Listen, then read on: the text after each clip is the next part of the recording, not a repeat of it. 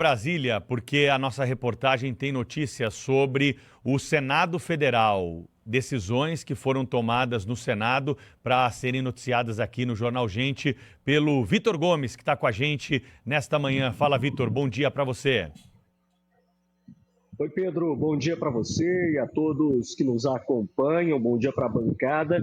Pois é, segue agora para o Senado o projeto que endurece as regras para o acionamento do Supremo e também para as decisões monocráticas. O texto foi aprovado em setembro na Comissão de Constituição e Justiça da Câmara, a CCJ, mas estava travado por conta de um recurso que o Partido Novo ingressou na CCJ, mas esse recurso foi rejeitado ontem. De acordo com o projeto, o julgamento de ações de constitucionalidade ou de descumprimento de preceito fundamental devem ocorrer em até 12 meses após a distribuição, com possibilidade de prorrogação justificada. O texto também fixa a exigência de 2/3 dos ministros para efeitos de decisões do STF nesses casos. Além disso, recursos questionando o Supremo a constitucionalidade de projetos ficam restritos a partidos que tenham obtido cláusula de desempenho.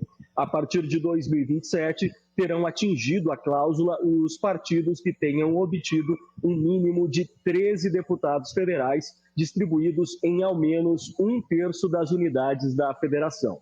Outra mudança determina que os ministros do STF deverão justificar as decisões monocráticas, aquelas proferidas por um único integrante da Corte. Elas deverão ser submetidas à análise do plenário já na sessão seguinte, caso contrário, a decisão monocrática se tornará nula. Então, são essas as mudanças que foram aprovadas de forma terminativa na CCJ, ou seja, não passa pelo plenário da Câmara dos Deputados, segue agora para análise do Senado Federal. Volto com vocês. E seu repórter da Rádio Bandeirantes, Vitor Gomes, ao vivo de Brasília. Vitor, teve também ontem decisão ligada à transferência de turma do ministro Luiz Fux, que quer passar da turma 1 para a turma 2 do Supremo Tribunal Federal. O que vai acontecer? Exatamente, viu, Thaís? O presidente do STF, Edson Fachin, autorizou a mudança do ministro Luiz Fux da primeira para a segunda turma da Corte. De acordo com o artigo 19 do Regimento Interno do STF, o ministro tem o direito de se transferir para outra turma desde que haja vaga. Fux se aproveitou da aposentadoria do ex-presidente do STF, Luiz Roberto Barroso, que seria o quinto integrante da segunda turma. A primeira turma, então, fica agora somente com 4 integrantes por enquanto. A quinta vaga será ocupada somente após a nomeação de um novo ministro pelo presidente Lula para a vaga de Barroso. A gente destaca, inclusive, um trecho aqui do despacho do ministro Fachin, presidente do STF, em que diz que, diante da ausência da manifestação de interesse de integrante mais antigo, concedo a solicitada transferência para a segunda turma. Segunda turma, então, agora passa a ser composta pelos ministros André Mendonça, Nunes Marques, Gilmar Mendes, Dias Toffoli e Luiz Fux. Volto com vocês. Obrigada, então, ao Vitor Gomes, repórter da Rádio Bandeirantes de Brasília. Cláudio Humberto, além do climão que existia ali na primeira turma do Supremo contra Luiz Fux, que era um peixe fora d'água, o único a ter o voto divergente, por exemplo, na votação que condenou o ex-presidente Jair Bolsonaro, o que muda na prática, na vida do Supremo, com essa troca de uma turma pela outra por um ministro divergente na turma 1? Olha, muda muita coisa, viu? Acho que foi uma das coisas mais importantes que aconteceram no Supremo Tribunal Federal, uma das mudanças mais importantes que aconteceram na história recente do Supremo Tribunal Federal. Porque, afinal de contas, são turmas distintas que examinam processos bem marcantes, né? no caso da primeira turma, Bolsonaro, no caso da segunda turma, Lava Jato e corrupção de uma maneira geral. A segunda turma vem sendo acusada de uma certa leniência com relação a isso, vem descondenando corruptos conhecidos, vem anulando provas, vem anulando acordos esses acordos, né, enfim, que as empresas fizeram, confessando que de fato corromperam autoridades, etc. Tudo isso vem sendo anulado pela segunda turma. O que temos agora é uma maioria na segunda turma, com a presença de Luiz Fux, que pode virar esse jogo. Imagine que essas decisões já tomadas podem ser revistas, muitas delas podem ser revistas. Muitos corruptos que comemoraram o fato de terem sido descondenados ou terem tido provas contra eles anuladas, etc., tudo isso eventualmente pode voltar, pode haver uma reviravolta. Pode também não acontecer nada, porque também tem algo que não escrito, que também prevalece frequentemente no Supremo Tribunal Federal, que é o espírito de corpo, né, o corporativismo ali. Mas, de fato, o clima para Luiz Fux não estava bom, mas quando ele foi interpelado, né, de maneira agressiva, segundo os relatos que foram divulgados, vazaram para a imprensa, pelo ministro Gilmar Mendes, em razão do pedido de vista que ele fez no processo em que Gilmar Mendes abriu ou move contra o ex-juiz e senador Sérgio Moro, por ter feito uma piadinha com ele levou isso muito a sério, né? Enfim, só no Brasil mesmo para se levar a piada a sério, mas enfim, o fato é que o ministro Luiz Fux pediu vista, e aí o Gilmar não gostou disso, e o interpelou lá na coxia, né? De maneira bastante agressiva. Ele não gostou, eles acabaram discutindo, porque afinal de contas o Fux exerceu uma prerrogativa que é dele, que é de qualquer ministro, que é de pedir vista, né? E o Gilmar, eu acho que pretendia que a turma toda votasse por unanimidade na aceitação do processo contra o ex-juiz Sérgio Moro. Bom, e aí com isso, a mudança, sabe, Thaís, Pedro, a meu ver, e é assim também que vem sendo visto aqui em Brasília, é uma atitude do Fux de desafio. Ele quer mostrar ao Gilmar que não tem medo dele. Muito pelo contrário, vai lá para enfrentá-lo nas votações e discussões na segunda turma do Supremo Tribunal Federal. Teremos fortes emoções, viu, nessa segunda turma. E tem, né, Cláudio, sobre o que a gente falava há pouco aí, nesse caso da inegibilidade do ex-presidente Jair Bolsonaro, o ministro Fux é o relator. Ele pode levar esse caso para a segunda turma.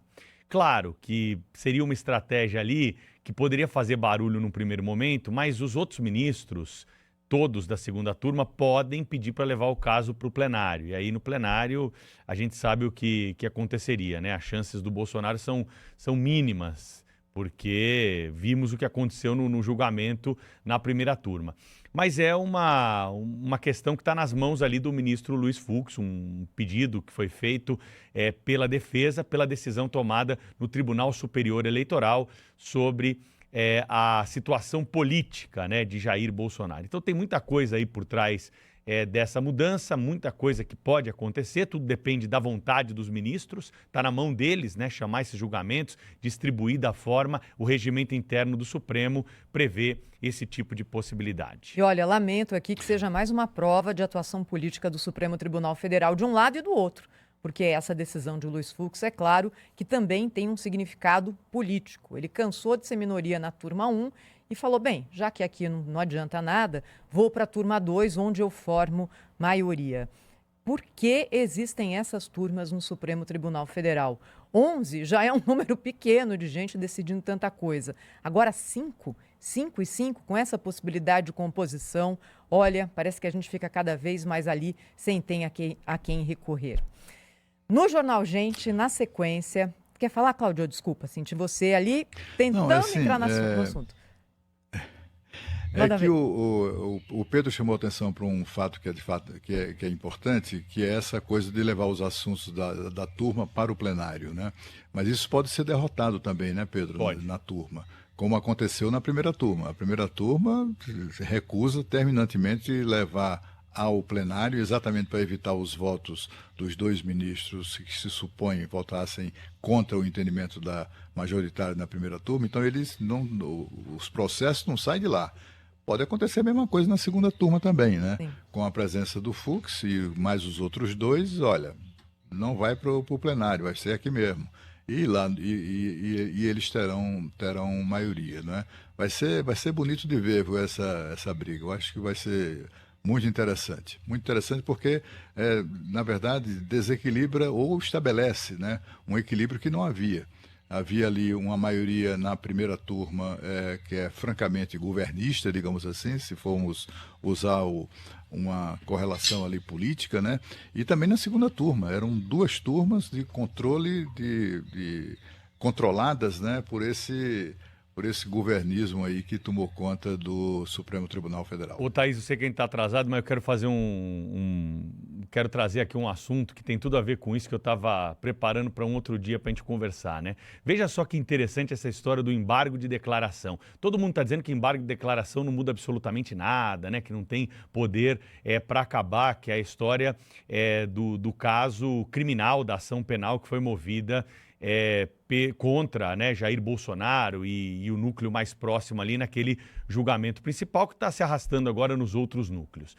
Foi um embargo de declaração que mudou um ponto na legislação trabalhista do Brasil no Supremo Tribunal Federal, que tem tudo a ver com a vida de muita gente que está sofrendo hoje. Vocês lembram da história da contribuição sindical? Nós tivemos uma lei que acabou com a contribuição sindical. Aí os sindicatos falaram, peraí, não tem como, ó. Meu caixa aqui tá zerado. Ninguém quer contribuir mais. Aí bateram na justiça, a justiça disse assim, peraí, podemos ter a contribuição sindical, a menos que o trabalhador abra mão da contribuição sindical. Isso foi em sede de embargos de declaração. Olha que mudança importante que aconteceu com o embargo de declaração no Supremo Tribunal Federal. E a partir daí, o Supremo disse o seguinte, pode ter o desconto, né? Só não terá o desconto se o trabalhador se opor a essa contribuição. E aí os sindicatos botaram lá um monte de empecilho e as pessoas formam filas imensas. Tem que ir lá 14h, na sala 202, falar com a fulana de tal, tem que levar o documento assinado, carimbado, não pode ter uma vírgula a menos, tem que estar com caneta preta, não pode estar no papel sulfite para dificultar a vida do trabalhador. Então, quando muitos ouvintes perguntam para nós assim, o que diz a lei, Pedro, sobre isso? Eu falo, a lei diz uma coisa. Agora, o que o Supremo vai interpretar da lei e do regimento interno, só na hora que nós vamos saber. Na sequência aqui do Jornal Gente, a gente vai falar sobre futebol. Mas, o Gente não é um jornal político, Pedro? É futebol e política. Por quê? Há uma possibilidade, pelo menos um desejo, de que a final da Libertadores venha a ser disputada no Brasil e não no Peru, não em Lima, que nesse momento passa por um momento muito delicado em termos de agitação social. Você vai entender tudo aqui na sequência no Jornal Gente, na Rádio Bandeirantes e na Band News TV. Rede Bandeirantes de Rádio.